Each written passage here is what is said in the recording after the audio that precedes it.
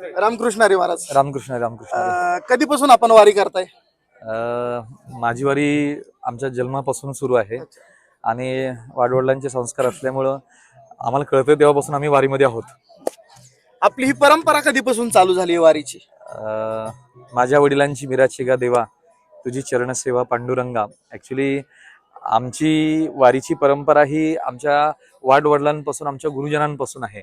जे माझे वडील प्रातस्मरणीय किसन महाराज, माझे आजोबा प्रातस्मरणीय पांडुरंग महाराज गाडगे, त्याच्यानंतर बाळू महाराज, त्याच्यानंतर अशी फार मोठी आमची कौटुंबिक परंपरा आहेच. म्हणजे आमच्या घरामध्ये वारी ही आम्हालाही सांगता येणार नाही की किती वर्षांपासून आहे, पण आम्हाला कळते तेव्हापासून आमच्या अगोदरच्या पिढ्या जेवढ्या सांगतायत तेवढ्या आमच्या घरामध्ये तुळशीची माळ आहे आणि पंढरपूरची वारी आहे. काय भेटतं तुम्हाला वारी करून?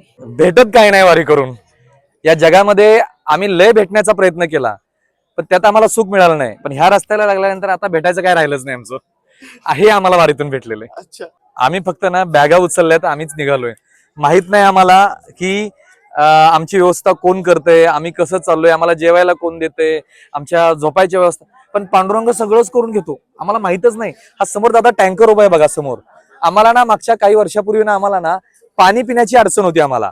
तर आम्हाला माहित नाही, पण फलटण तालुक्यातला एक मिरगाव नावाचं गाव आहे, त्या गावकऱ्याने अख्खा टँकरच आम्हाला आणून दिला. म्हणजे वारीच्या रस्त्याला लागल्यानंतर आम्हाला कुठल्याही गोष्टीची कमतरता पडत नाही. उलट आमचं वजन जर 70 किलो असेल तर पंढरपूर पर्यंत जास्त 75 किलो 100% झालेलं असेल. हे आम्हाला पांडुरंग परमात्मा देतो या वारीला. आता तुम्ही पंढरपूरला जाणार तर पांडुरंगाकडे काय मागणं करणार तुम्ही? काय नाही, आम्हाला हा रस्ता आमचा कधीच चुकू नये. आमच्या जीवनामध्ये ह्या वारी कधीच चुकता कामा नये. आम्ही जोपर्यंत आहोत तोपर्यंत ह्या वाऱ्या आमच्या चालू राहाव्यात, कारण की ह्या वाऱ्या केल्यानंतरच आमची जन्म मरणाची वारी चुकणार आहे. म्हणून देवाला एवढंच मागायचंय, आम्हाला ज्ञान दे, भक्ती दे आणि वैराग्य दे, तुझ्या चरणीची सेवा दे. बस, बाकी काही नाही आम्हाला मागायचं. ज्ञानाचा सागर युट्यूब चॅनलच्या माध्यमातून वारकऱ्यांना काय आवाहन करणार तुम्ही? हा रस्ता हा असा एक रस्ता आहे की जगामध्ये किंवा भारतामध्ये अनेक देवस्थान आहेत, अनेक तीर्थक्षेत्र आहेत, अनेक धाम आहे. पण आमच्या पांडुरंगाचं धाम असं आहे की त्या पांडुरंगाच्या धामामध्ये गेल्यानंतर आम्हाला त्याच्या चरणावरती नतमस्तक करता येतं. बाहेर कुठल्याही तीर्थाला गेलो आम्ही तर आम्हाला स्पर्श दर्शन नाहीये, आम्हाला मुख दर्शन आहे, लांबून दर्शन आहे. पण हे असा रस्ता आहे की जगातलं कुठलंही जीव आला देवाच्या दर्शनाला, इथं आल्यानंतर त्यांना स्पर्श दर्शन आहे, कारण हे भूवैकुंठ आहे. या जगातला साक्षात परमात्मा इथं आहे.